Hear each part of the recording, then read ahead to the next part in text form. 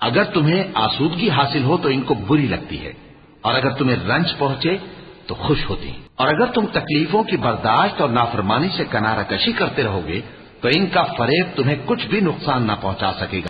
یہ جو کچھ کرتے ہیں اللہ اس کا احاطہ کیے ہوئے ہے۔ اور اس وقت کو یاد کرو جب تم صبح کو اپنے گھر سے روانہ ہو کر ایمان والوں کو لڑائی کے لیے مورچوں پر موقع بموقع متعین کرنے لگے، اور اللہ سب کچھ سنتا ہے، جانتا ہے۔ اس وقت تم میں سے دو جماعتوں نے جی چھوڑ دینا چاہا، مگر اللہ ان کا مددگار تھا، اور مومنوں کو تو اللہ ہی پر بھروسہ کرنا چاہیے۔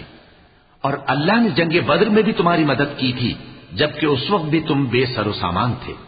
بس اللہ کی نافرمانی سے بچو تاکہ شکر گزار بن جاؤ۔ جب تم مومنوں سے یہ کہہ کر ان کے دل بڑھا رہے تھے کہ کیا تم کو یہ کافی نہیں کہ تمہارا پروردگار 3000 فرشتے نازل کر کے تمہیں مدد دے؟